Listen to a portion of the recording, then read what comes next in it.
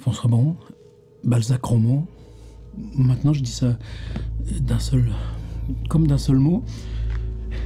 Il y a longtemps que je le porte. Je crois que c'était un vieux rêve. Se dire toujours à un moment donné, il faudra que tu rendes à Balzac ce qu'il t'a... Là où il t'a propulsé, il m'a propulsé dans quoi? Dans une vie à faire des bouquins. C'est comme ça. Et cette espèce d'arbitraire à un moment donné.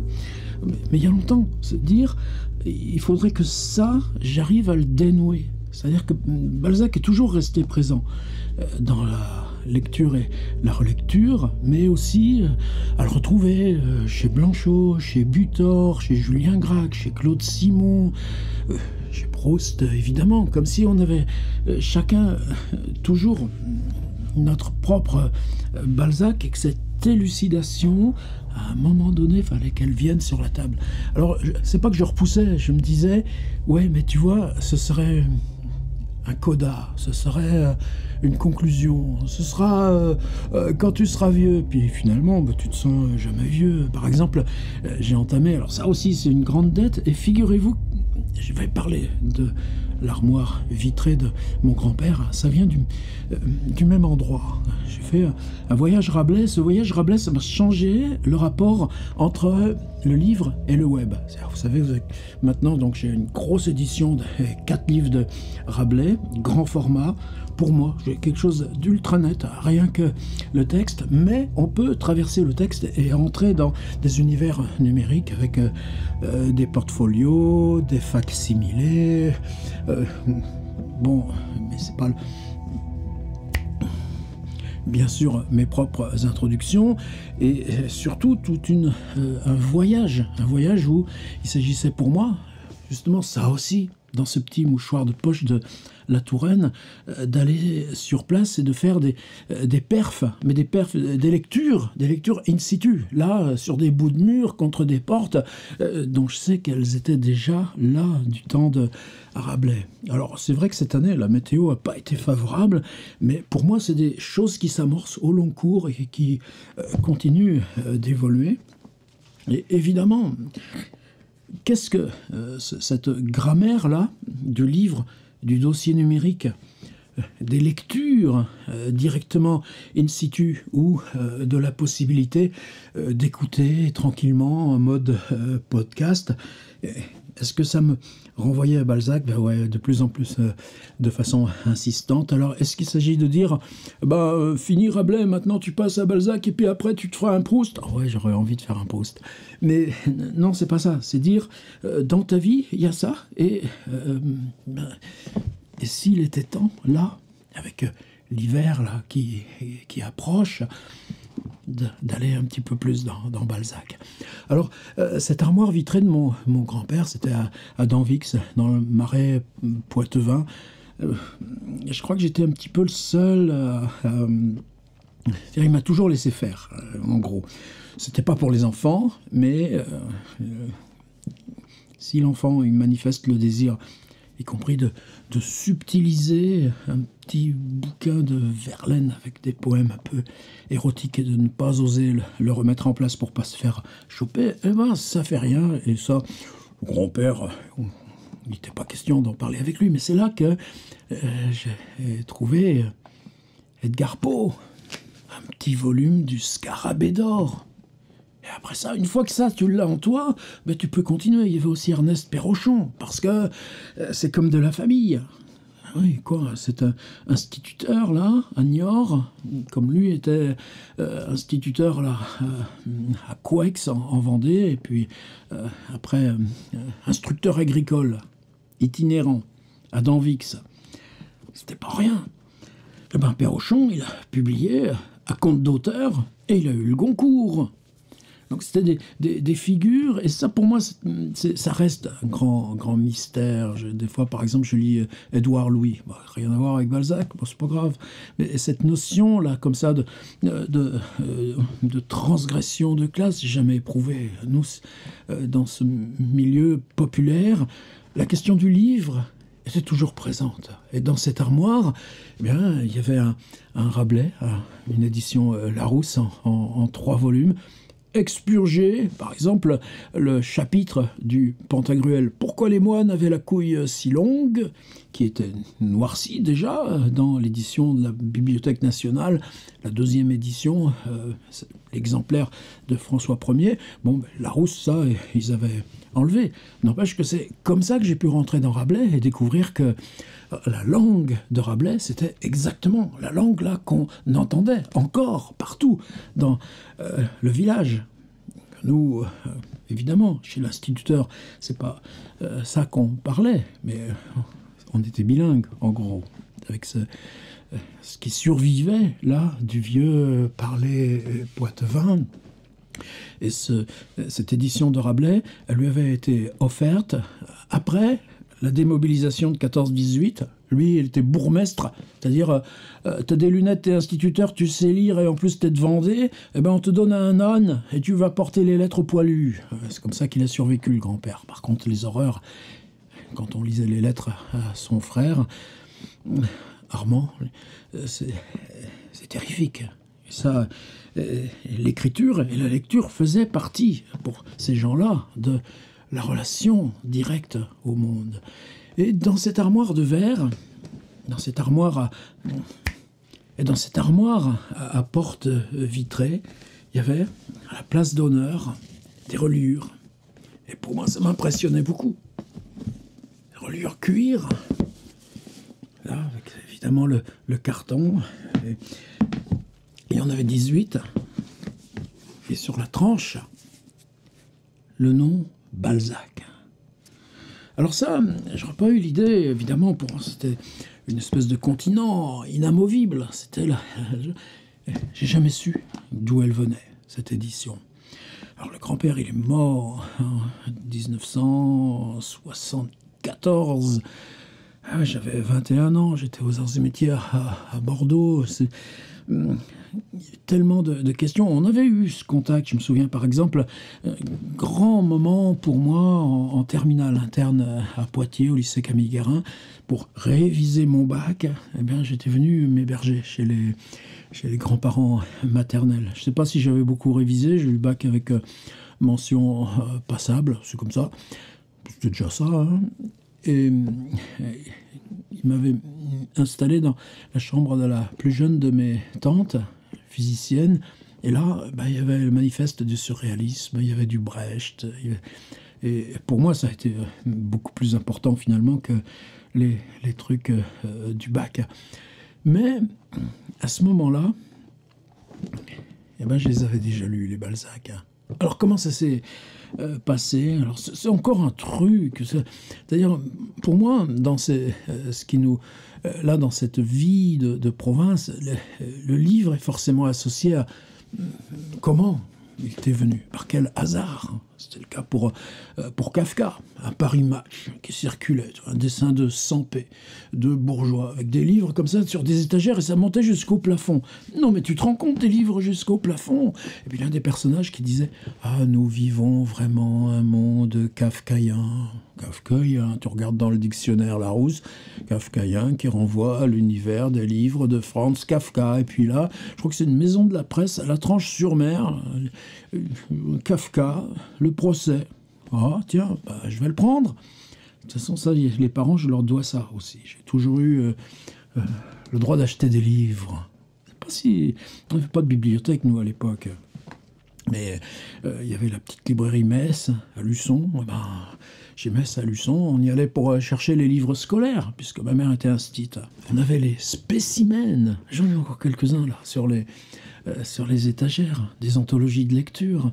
Et puis, il y avait les prix scolaires. Et ça, en 4e, c'est un prof de français, Bobineau.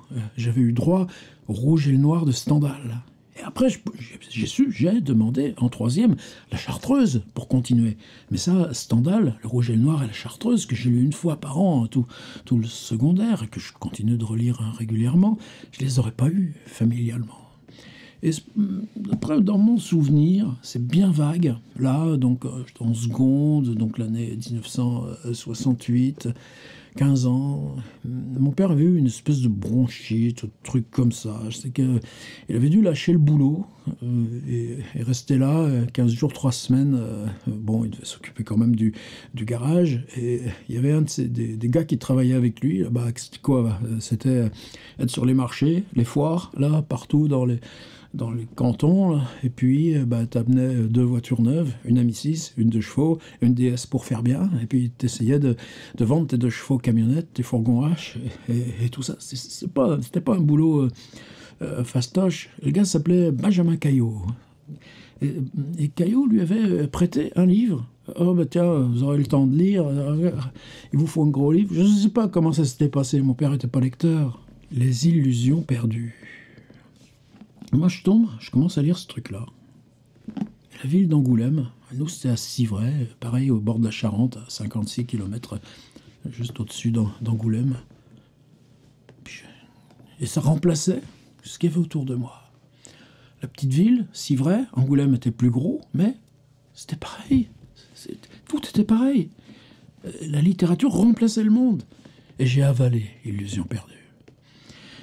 Et c'est à partir de là, alors l'été suivant, est-ce que c'était l'été 68? Je pense que plutôt ce serait l'été 69, 16 ans. Les copains ils travaillaient à la coopérative agricole, transportaient des sacs. Voilà, mes parents, ah non, c'est pas pour le fils du garagiste ça. Puis de toute façon, toi t'es pas taillé pour ça. Ah ouais, mais eux, ils s'achetaient des kayaks avec ça. Donc moi, je pouvais pas faire ça. Qu'est-ce que j'ai fait? Je me suis acheté quand même un kayak parce que je travaillais à la station-service.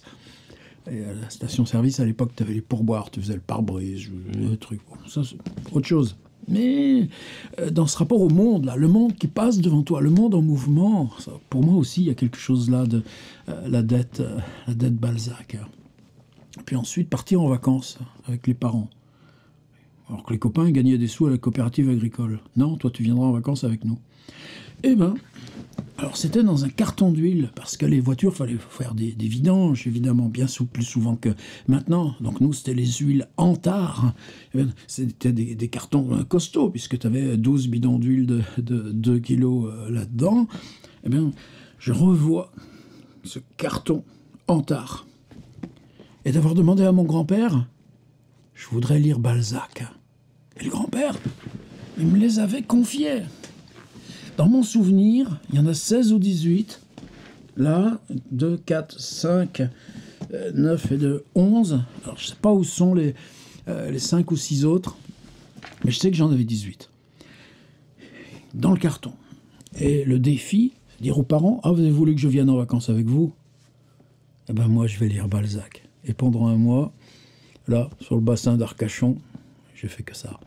Mais après, tu fais ça par provoque d'ado, d'accord. Mais tout d'un coup, tu découvres quoi? Tu découvres que les personnages que tu as lus, ici, là, Lucien de Rubempré, oui, peut-être. Mais qui tu vas retrouver dans le Père Goriot? Eh ben, des gens que tu connais déjà. Et là, ça devient infini. C'est-à-dire, tu passes d'un truc, tu passes dans un autre, tu passes dans un truc. Et Balzac a commencé pour moi cet été-là. Alors après, dans ma vie, vous savez qu'il y a eu une grande coupe. Je crois que c'est extrêmement banal. Donc, en terminale, non, justement, il y avait eu les surréalistes, tout ça. Mais après, il y a une grosse coupure. Mais j'avais déjà Kafka, j'avais déjà Dostoïevski et Tolstoï, j'avais déjà Dickens. Et donc, Balzac. Après, j'ai rembrayé quand? Vers 1976, 25-26 ans. Et là, c'était sérieux. Et je me suis racheté un Balzac. Je l'ai sorti, on en parlera dans l'édition intégrale du Seuil. Puis ensuite, petit à petit, là, maintenant, c'est plutôt avec les Pléiades et tout ça pour avoir une édition solide. Mais est-ce que je me suis éloigné jamais de Balzac? Non. Par contre, à un moment donné, il faut rouvrir les portes. Alors, les rouvrir, bon, ça, c'est pareil. C'est pas un choix. Il a fallu mais ça fait déjà presque un quart de siècle. Là, j'ose pas trop y penser. Installation à Tours, et juste à côté, il y a un truc qui s'appelle la Grenadière. On la retrouvera chez Balzac. Puis juste à côté, on passe devant un vieux machin où il y a toujours la pancarte La Grande Bretèche. On va en parler de ça, sérieusement, chez Balzac. Et donc, il y a une espèce d'affinité qui se crée. Il y a le château de Saché, pas loin. Bon, j'y vais bien sûr peut-être une fois par an. C'est pas la question, mais tu trouves toujours quelqu'un à emmener là pour être avec Balzac. C'est pas le château lui-même, on connaît. Mais oui, mais il y a le parc, il y a les arbres. Tu sais que l'arbre, c'est l'arbre de Balzac. Et puis tu sais le chemin là, le chemin qui va vers l'Indre, ou le chemin qui va quand tu viens à pied de Tours à Saché, que tu passes par Pont de Rouen. Eh ben, Pont de Rouen, il s'y arrêtait, Balzac. Et t'as la poignée de la fenêtre, tu mets la main sur la poignée, tu l'ouvres pas. Mais tu sais que lui, quand il ouvrait sa fenêtre, c'était sa main à lui, sur cette poignée. Alors, un Balzac sentimental, un plan autobiographique, non, c'est pas ça. C'était se dire, à un moment donné, tout ce qui, pour toi, a été l'écriture, la littérature, la confrontation au réel, la représentation, l'invention, dresser les personnages, la construction d'œuvres, tout simplement, eh bien, tant de s'en expliquer. Et avec mon histoire Rabelais, j'ai découvert d'autres moyens. Alors sur Balzac, par exemple, là, c'est plusieurs années, j'avais repris un ensemble de notes. Je crois qu'il y a 66, 70, 82, 84, une suite de petites notes comme ça, qui évidemment sont comme une espèce de cartographie de mon rapport à Balzac. J'avais aussi repris Octave Mirbeau, un texte que je trouve tellement inépuisable, La mort de Balzac, une sorte de témoignage comme ça. Je crois que les deux, je vais les refondre ensemble. Ce sera un petit bouquin là, comme ceux que je diffuse déjà. Et puis, dedans, il y aura l'accès à tout le dossier numérique. Par exemple, si je lis le chef-d'œuvre inconnu, comme je compte bien faire tout à l'heure, eh bien, ça, ce sera en ligne avec la vidéo podcast. Mais là, vous aurez l'accès pour télécharger. Et puis, est-ce que des vidéos, alors est-ce que ça tient à moi en tant que bonhomme ou à ce à quoi je me confronte avec Balzac, est-ce que ça va être bien dans l'ordre? Non, il y a des choses qui vont être du vieux Balzac, il y a des choses qui vont être du jeune vieux truc, Ursule Mirouet qui décolle à 10 cm du sol. Je vais progresser, moi, comme me viendront les questions. Ce qui veut dire que il faudra... Ce qui veut dire qu'à côté, justement avec ce petit accès là, on aura les cartes, les index, les nomenclatures, les lieux, les dates, évidemment une version numérique des textes de la comédie humaine elle-même. Oh là là, moi je l'ai en numérique depuis avant même l'âge des liaisons ADSL. C'était, je crois que c'est un truc qui s'appelait Academia, qui avait rassemblé la comédie humaine sur un CD-ROM, et je l'ai toujours dans mon ordi depuis lors. Voilà, c'est parti. On fait un voyage Balzac. Il va se fabriquer, comme on fait toujours sur le web, à mesure qu'on avance. Alors moi, j'ai ressorti, là, comme ça, c'est très bizarre, parce que je suis tellement habitué maintenant à quelque chose de structuré. Alors, j'ai toujours eu, en tout cas, ça fait des années, je crois que ça remonte au temps où partage familial, bien, tout ça est parti. Je crois que c'est une de mes tantes, là, qui avait eu la gentillesse, dans ce partage, de dire « Ah, les Balzac !» c'est forcément pour toi. Eh ben, merci, et j'en prends soin. Et c'est très curieux de voir justement cette question. Où est-ce que le grand-père, il avait pioché? Pourquoi il avait acheté ça? C'est une édition, donc Jules Rouff et compagnie, éditeur, Cloître Saint-Honoré, à Paris. Il n'y a pas de date d'impression, non, il n'y a aucune date. Les livres, évidemment, il y a des rousseurs, des taches jaunes, mais ça vieillit super bien et ça sent le vieux livre. Par contre, c'est totalement disjoint.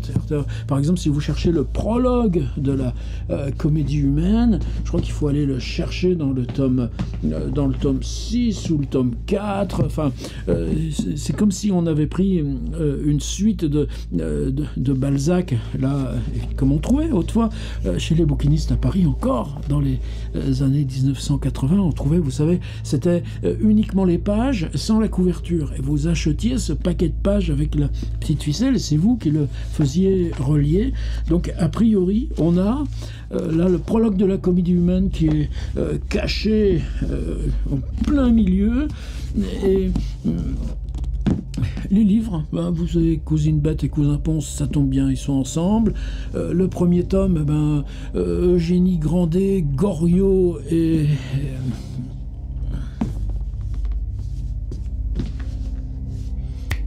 dans le premier tome, le père Goriot, Eugénie Grandet, Ursule Mirouet, tout ça dans un seul bloc. Aucune idée de pourquoi c'est comme ça, simplement, ça reste quand même le Balzac du grand-père. Et là, c'est lui qui va me servir là de gros ancrages pour qu'on fasse le voyage ensemble. Et maintenant, directement, je vais commencer par lire le chef-d'œuvre inconnu dans la vieille édition du grand-père. Et c'est parti, Balzac roman.